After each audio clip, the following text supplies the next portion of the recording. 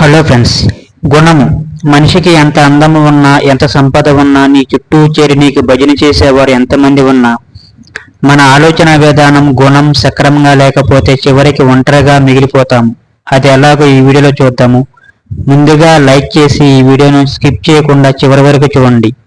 అనగనగా ఒక అందమైన పూల తోట ఉంది. ఆ తోటలో గులాబీ, మల్లె, సంపెంగ, విరజాజి, మందారం వంటి రకరకాల పూలు మొక్కలతో చాలా ఉన్నాయి.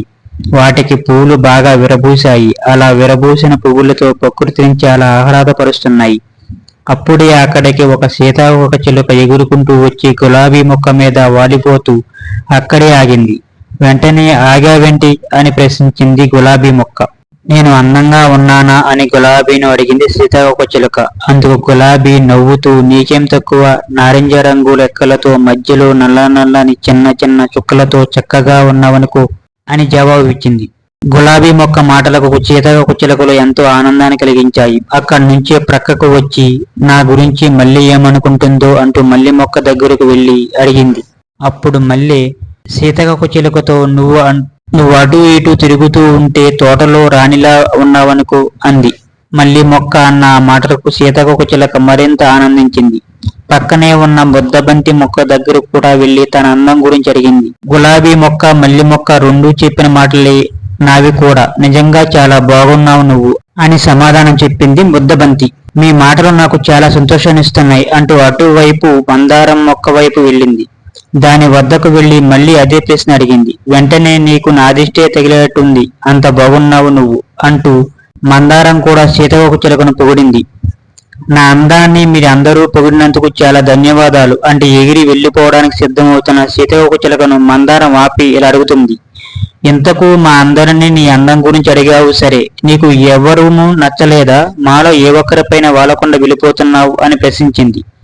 మందారం మాటలకు సీతాకోకచిలుక సమాధానం చెప్పకుండా గట్టిగా పకపక నవ్వింది.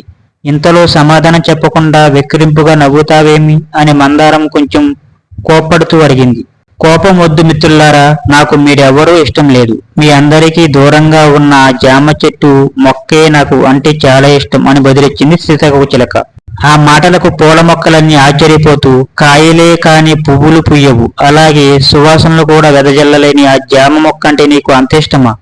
నీ అమాయకత్వానికి మాకు జాలేస్తుంది. జామ మొక్కలో ఏముంటుంది? ఏమి చూసి నువ్వు ఇష్టపడుతున్నావు? మాకైతే అర్థం కావడం లేదు అని సీతాకోకచిలుక వైపు విచిత్రంగా చూస్తూ అడిగాయి. ఆశ్చర్యపడకండి, నేను చెప్పేది వింటే మీకే తెలుస్తుంది, జాగ్రత్తగా వినండి అంటూ కొన్ని రోజుల క్రితం ఒక గొంగళి పురుగు అటు ఇటు తిరుగుతూ విశ్రాంతి కోసం మీ మొక్కల దగ్గరికి ఆశ్రయం కోసం వచ్చింది. అయితే నల్లగా ఉందని, ఆకారం చూస్తే వికారంగా కలుగుతుందని ఆ గొంగళి పురుగును మీరంతా కలిసి హేళన చేసి అనేక దారుణమైన మాటలు మాట్లాడి తరిమి కొట్టారు. ఒంటరిగా దిగాలుగా ఉన్న గొంగళి పురుగు మీకు దూరంగా ఉన్న జామ మొక్కను ఆదరించింది. తాను కాండంపై ఆశ్రమం ఇచ్చి విశ్రాంతి తీసుకోమంది అని చెప్పింది గతం తలుచుకుని బాధపడుతూ ఆ సీతాకోకచిలుక. మరి ఇప్పుడు ఆ గొంగళి పురుగు అక్కడ లేదుగా, జామ మొక్క కూడా తరిమేసిందా అని మందారం మొక్క వెక్కిరిస్తూ అడిగింది. అప్పుడు సీతాకోకచిలుక నవ్వుతూ ఆ పురుగు రూపాంతరం చెందింది, సీతాకోకచిలుకల అందంగా మారి ముందుకొచ్చింది అని చెప్పింది. ఒక్కసారిగా హా అవునా అంటూ సీతాకోకచిలుక వైపు మొక్కలన్నీ ఆశ్చర్యంగా చూస్తూ అన్నాయి.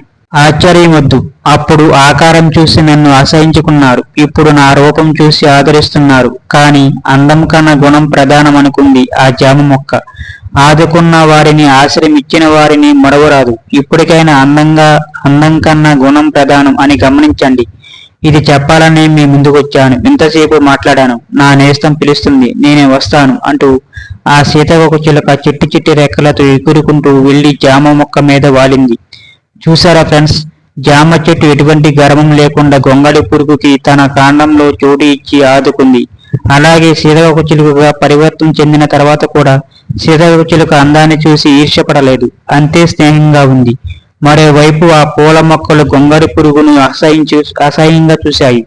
అందంగా ఉన్న సీతాకోకచిలుకతో ప్రేమగా ఉన్నాయి. తర్వాత తమ తప్పు తెలుసుకున్న ఆ పూల మొక్కలని సిగ్గుతో తలదించుకున్నాయి. ఈ కథలో నీతి ఏమిటంటే, ఎవరైనా అందం, సంపద, ఆ సంపద చూసి మన వెంట ఉండే మంది కాదు, మన గుణం ఎప్పుడు సక్రమంగా ఉండాలి. ఈ కథ మీకు నచ్చినట్లయితే మనస్ఫూర్తిగా ఆదరిస్తారని, మన ఛానల్ సబ్స్క్రైబ్ చేసుకుంటారని ఆశిస్తూ థ్యాంక్ యూ వెరీ మచ్.